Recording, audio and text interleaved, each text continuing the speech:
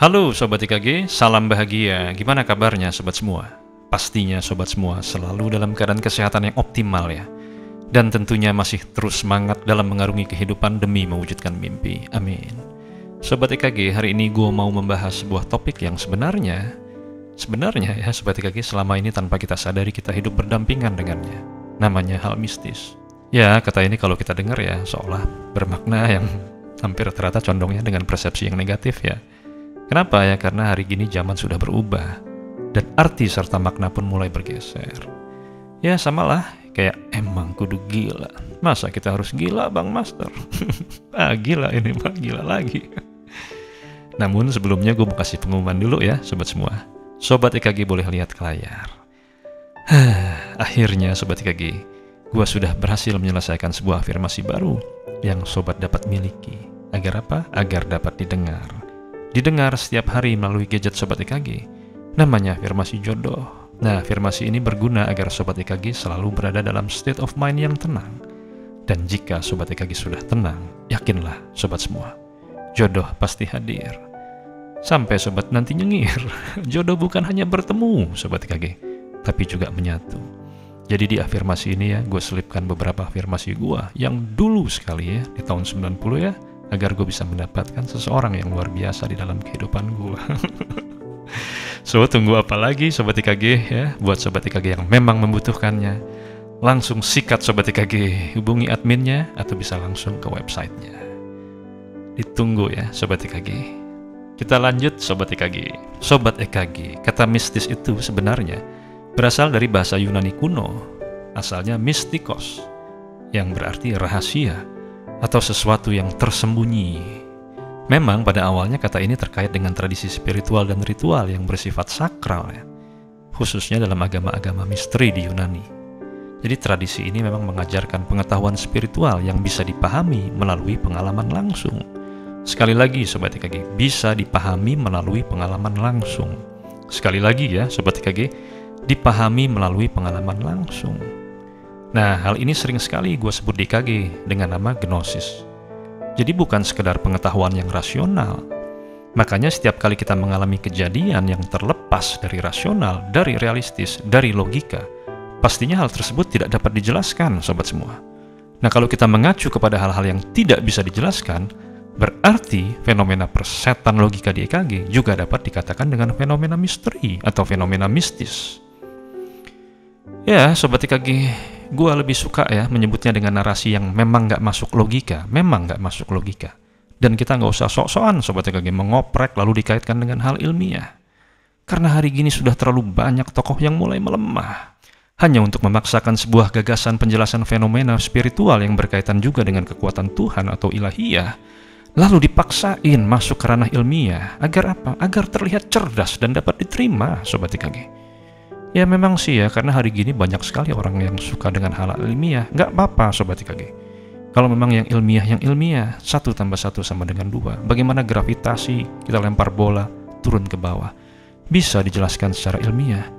Namun kalau sudah Tuhan dan semesta, cukuplah Sobat IKG, sudahlah Sobat IKG.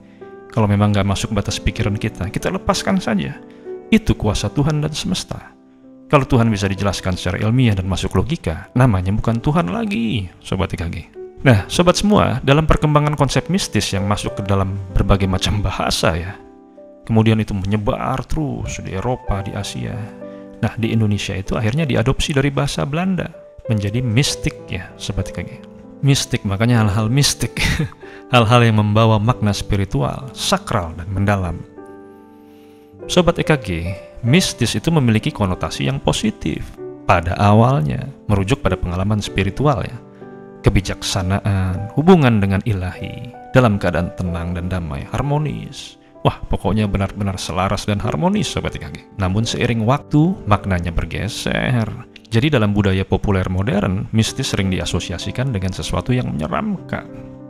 Kayak ilmu hitam, roh-roh jahat, atau hal-hal goib yang menimbulkan rasa takut. Sekali lagi ya, hal-hal goib yang menimbulkan rasa takut.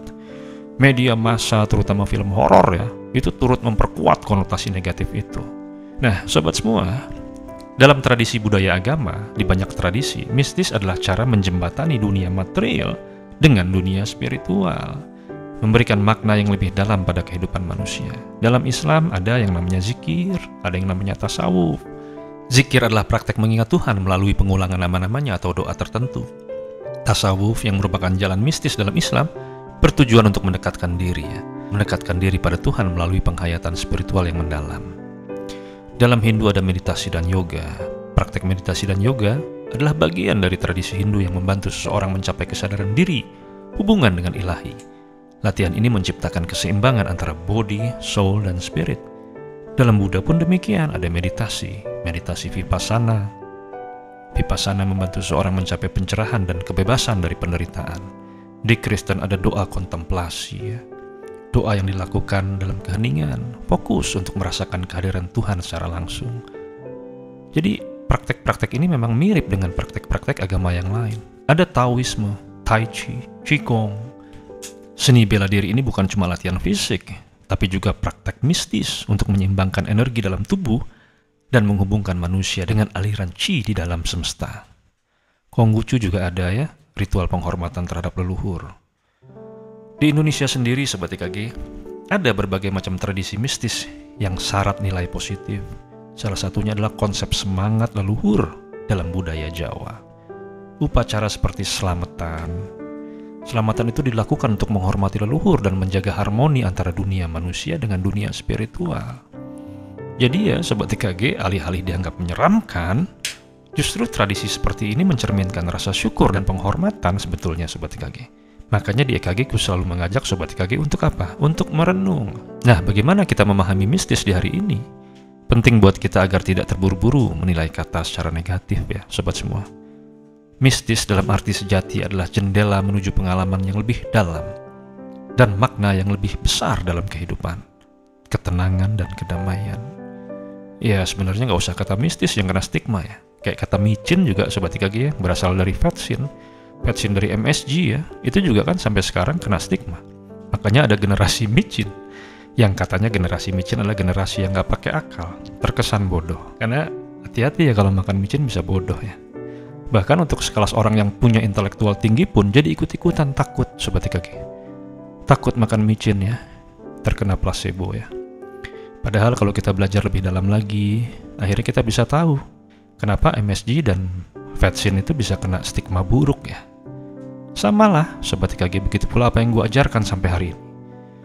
Setiap harinya kegiatan gue mengajar perjalanan jiwa yang banyak sekali terminologinya. Astral projection katanya, meraga sukma, LD, ND, IOBE, dan lain-lain. Namun kembali lagi, pemahamannya jadi bergeser ke hal-hal yang serem-serem. Nggak heran kalau Sobat IKG ketika kata astral projection, ya isinya yang begitu-begituan, ya kan?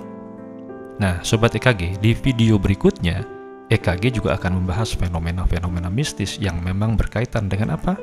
Dengan apa yang gue lakukan sehari-hari, dalam keseharian gue. Jadi apa aktivitas gue? Iya, gue banyak sekali bertemu dengan klien, dengan murid, dengan pasien, yang memang hubungannya erat sekali dengan fenomena mistis. Sobat EKG, kalau Sobat EKG jeli, channel EKG itu sebenarnya adalah channel yang mistis.